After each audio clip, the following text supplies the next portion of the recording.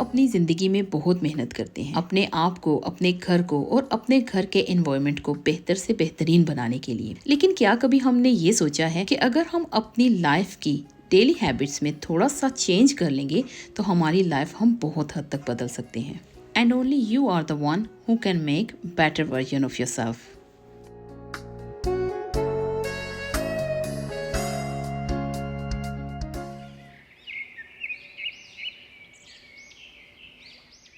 अस्सलाम वालेकुम and welcome back to my channel. I hope आप सब ठीक होंगे और खैरियत से होंगे।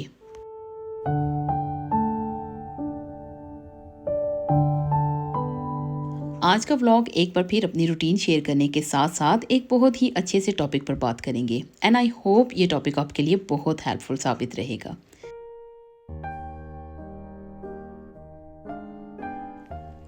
हम अपनी डेली हैबिट्स में अगर आहिस्ता आहिस्ता कुछ चेंजेस लेकर आएँ तो हम अपनी ज़िंदगी को बहुत हद तक बेहतर बना सकते हैं। कुछ साल पहले मुझे लगता था कि मेरी ज़िंदगी एक जगह पर रुक सी गई है। मैं जब भी आगे बढ़ने की कोशिश करती थी, जब पीछे नज़र दोहरा कर देखती थी तो मुझे लगता था कि मैं आगे बढ़ी ही नहीं हूँ, वहीं पर रुकी हूँ।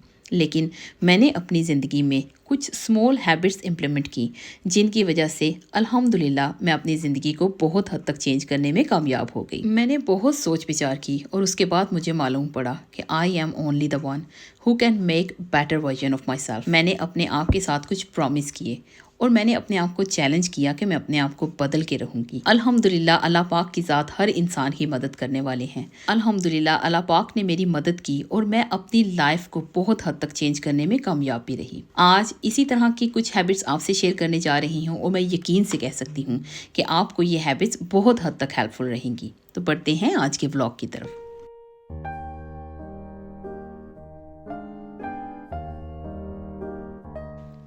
आज मैं आपके साथ शेयर करने जा रही हूँ 8 things that I let go of to make my life happy and simple.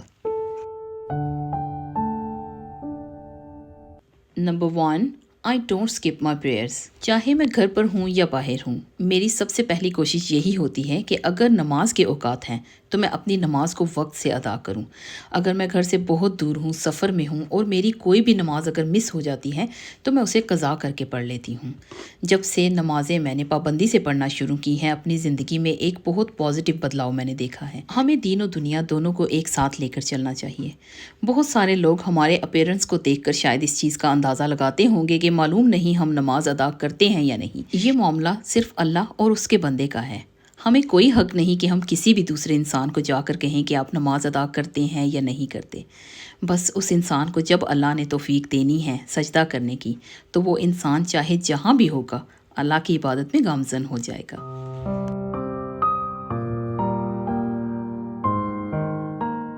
Number 2, making bed.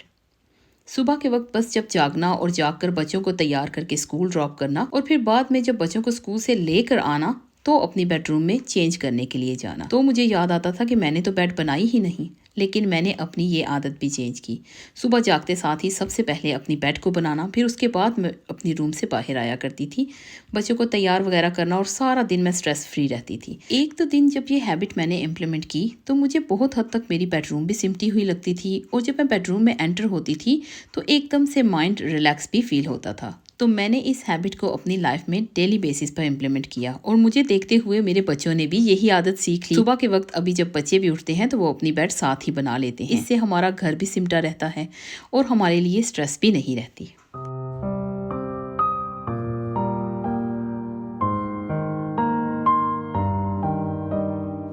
Number 3, I don't skip lunch. बहुत साल तक मैं जब बच्चे छोटे थे तो घर पर कोई नहीं होता था, मैं वर्क फ्रॉम होम होती थी तो मैं अपना लंच हमेशा स्किप किया करती थी। सुबह के वक्त ब्रेकफास्ट कर लिया, जब बच्चे स्कूल से वापस आते थे 3:30 के पास टाइम हो जाता था तो उस वक्त बच्चों के साथ कुछ हल्का फुल्का खा लिया, लेकिन उसके साथ बहुत सारे हेल्थ इश्यूज होने लगे थे। लेकिन ये हैबिट भी मैंने अपनी चेंज की कि घर पर कोई हो या ना हो, मैं अपना ब्रेकफास्ट, डिनर, लंच, स्नैक्स सब कुछ टाइम से लिया करूँगी। और बिलीव मी, जब से मैंने अपने फूड का ध्यान देना शुरू किया है, हाफ से ज़्यादा बीमारियाँ तो ऐसे ही भाग गई हैं। तो अपनी लाइफ को खूबसूरत तरीके से जीने के लिए अपनी हेल्थ का ध्यान रखना भी बहुत ज़रूरी है। नंबर 4, ट्रीटिंग एवरीथिंग रफली।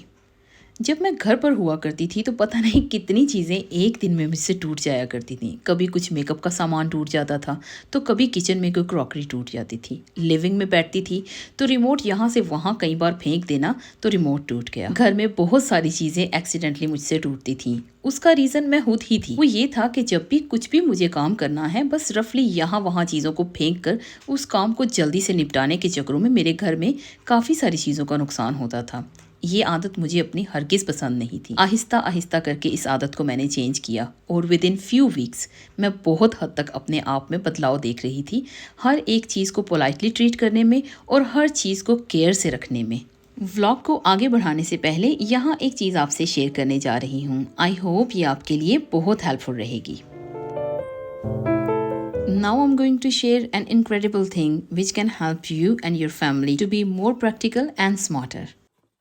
Before going ahead, I would like to say thank you very much Nuvi for sending me an incredible Nuvi Smart Baby Monitor camera. Nuvi Smart Baby Monitor ना सिर्फ बेबी मॉनिटर के तौर पर बल्कि it can be used as pet cam or to increase extra security inside your home. It has 2K 1080p Full HD resolution, smart AI motion detector, two-ways audio, very clear night vision, temperature monitoring and crying detection. Nuvi smart baby monitor में smart device compatibility है। आप इसे अपने smartphone में app download करके इस्तेमाल कर सकते हैं। जब मैंने बॉक्स को ओपन किया तो सबसे ऊपर मुझे ये अडोरेबल स्टिकर्स रिसीव हुए और यूज़र मैनुअल भी इसके साथ थी, जिसकी मदद से हम Nuvi स्मार्ट बेबी मॉनिटर को सेट कर सकते हैं। इसके अलावा मुझे इसमें एक पावर ब्रिक रिसीव हुई है जो ना सिर्फ मैं यूके में बल्कि यूरोप, पाकिस्तान या इंडिया जैसी कंट्रीज में भी इस्तेमाल कर सकती हूँ। क्योंकि ये फोल्डेबल पावर ब्रिक है, इसमें से स्क्रूज को निकाल के इसकी थर्ड लेग को हम निकाल कर इसे यूरोप, पाकिस्तान, इंडिया जैसी कंट्री में भी यूज़ कर सकते हैं। और अगर हम इसे यूके में यूज़ कर रहे हैं तो इसे एज इट इज़ ही हम यूज़ कर सकते हैं। इसके अलावा USB केबल रिसीव होती है। इस केबल की मदद से हम कैमरा को ऑन कर सकते हैं। इन सभी चीज़ों के साथ अभी हम ओपन करते हैं अपने कैमरा को। आप देख सकते हैं जो कैमरा मैंने रिसीव किया है ये बहुत ही क्यूट शेप में बनाया गया है और देखने में भी बहुत खूबसूरत लगता है। इसके लेंस को स्टिकर से प्रोटेक्ट किया गया है जो कि थोड़ी देर तक मैं उतार के आपको दिखाऊंगी। और इसके नीचे ये जो आपको होल दिखाई दे रहा है, इसकी मदद से आप इसे वॉल पर भी लगा सकते हैं। और पीछे की तरफ इसका प्लग लगाने के लिए भी जगह दी गई है और इसमें एक साइड पर छोटा सा बटन है जिससे आप रीसेट भी कर सकते हैं। Nuvi स्मार्ट बेबी मॉनिटर को यूज़ करने के लिए एक ऐप डाउनलोड करना पड़ता है जो इसके बॉक्स में ऑलरेडी पूरी इंस्ट्रक्शन के साथ बताया जाता है कि हम किस तरह से इस कैमरे को सेटअप कर सकते हैं। All instructions are easy to use और आप बहुत ही आसानी से इस कैमरा को सेट कर सकते हैं। इस कैम को सेट करने के लिए आपको वाईफाई के साथ कनेक्ट करना पड़ेगा। इसके अलावा ये एलेक्सा और हे गूगल के साथ भी काम करता है। इसका camera horizontally 360 degrees and vertically 180 degrees turn होता है। इस कैमरा का नाइट विजन भी बहुत क्लियर है। मैंने इस कैमरा के नाइट विजन और अपने घर में इस्तेमाल होने वाले दूसरे सिक्योरिटी कैमरा के नाइट विजन को भी कंपेयर करके देखा है। क्वालिटी बहुत अच्छी है। मेरे घर में छोटे बच्चे तो नहीं हैं, लेकिन मैं इस कैमरा को एज अ सिक्योरिटी कैमरा भी अपने घर में यूज़ कर सकती हूँ। अगर आपका बच्चा अपनी रूम में खेल रहा है या वो अपनी रूम में सो रहा है और आपको किचन में काम करना है या घर के दूसरे काम करने हैं तो आपके घर में ये कैमरा होना बहुत ज़रूरी है, क्योंकि बच्चे को ये कैमरा देखता रहेगा। अगर बच्चा हिलेगा या बच्चे ने कोई बात करनी है तो आपके मोबाइल पर नोटिफिकेशन आ जाएगा। आप उस नोटिफिकेशन की हेल्प से अपने बच्चे को बआसानी अपने स्मार्टफोन में देखते हुए अपने बच्चे तक जल्दी पहुँच सकेंगे।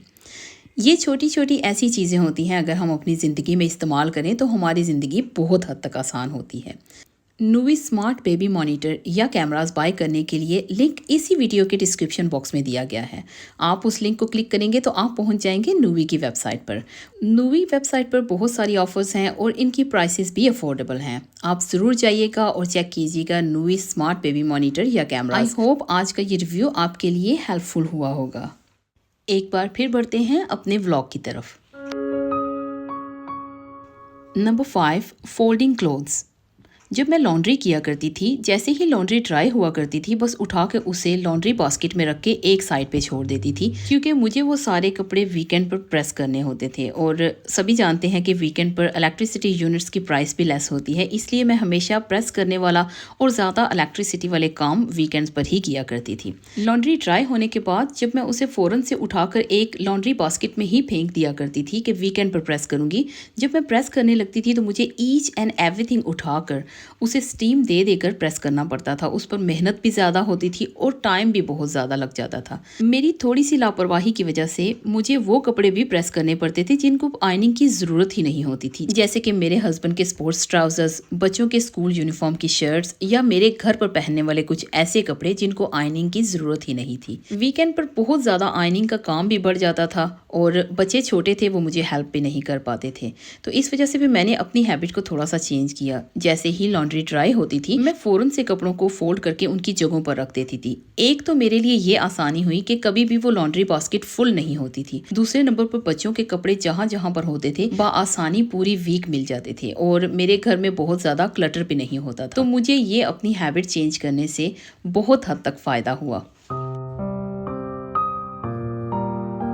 Number 6, saying yes for everything to everyone. मेरी इस आदत ने मुझे मेंटली बहुत डिस्टर्ब किया था, क्योंकि जब किसी को कहीं पर भी जाना होता था तो मुझे कॉल आती थी कि मैं उन्हें ड्रॉप करके आऊँ। किसी के घर में अगर बेबी आने वाला है तो हॉस्पिटल में उनके साथ जाना, किसी को डॉक्टर के पास जाना है तो उनके साथ चले जाना, या कहीं पर भी किसी दूसरी सिटी में किसी ने जाना है तो मुझे कॉल करके कहना कि आप हमारे साथ चलो क्योंकि हमें दूसरी सिटी में जाना है। इसका रीज़न ये था कि लेडीज़ खुद तो ड्राइव कर नहीं सकती थी और घर के मर्द हजरात का आपको पता ही है कि सुबह के वक्त बेचारे जॉब्स पर जाते हैं और शाम को वापस आते हैं। और मैं बहुत ज़्यादा मेंटली डिस्टर्ब इसलिए रहने लगी थी कि मैं बच्चों को जब स्कूल ड्रॉप किया करती थी तो मुझे बच्चों को 3 o'clock पिक भी करना होता था। मेरी फैमिली में कोई और मेंबर नहीं था जो मुझे हेल्प कर सकता, या मेरे पास कुछ इतना बड़ा फ्रेंड जोन भी नहीं था जो मेरे बच्चों को स्कूल से पिक कर सकते। इस सब सिचुएशन में मेंटली डिस्टर्ब रहने के साथ साथ किसी भी काम पर तवज्जो नहीं दे पाती थी। लेकिन फिर मैंने अपने हस्बैंड से डिस्कस किया और मैंने ये डिसाइड किया कि मैं सबसे पहले अपने घर, अपनी family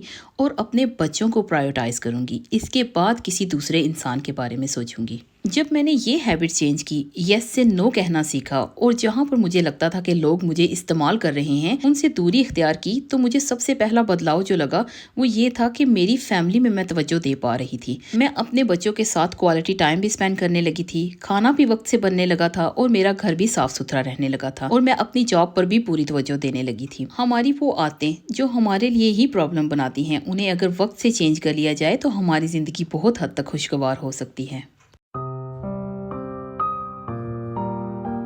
number 7, doing a big clean up और डीप क्लीनिंग। साल 6 महीने में एक बार अपने घर को डीप क्लीन कर लेना या किसी त्यौहार पर अच्छे से अपने घर को क्लीन करना, लेकिन उसके लिए मुझे कम से कम 1 वीक चाहिए होता था पूरा घर क्लीन करने के लिए। यहाँ यूके में हाउस हेल्प काफ़ी ज़्यादा एक्सपेंसिव होती हैं, जितना हम आवरली अर्न करते हैं उतना ही उनको देना पड़ता है 1 घंटे का। तो ये सोचकर यही हम करते हैं कि अपने घर को खुद से क्लीन कर लिया जाए। जब मुझे लगा कि ये प्रॉब्लम होने लगी है और डीप क्लीनिंग मेरा बहुत सारा टाइम लेती है, तो मैंने सर्च करना शुरू किया कि क्या ऐसा किया जाए जिससे मेरे घर में बहुत ज़्यादा काम ना बढ़े।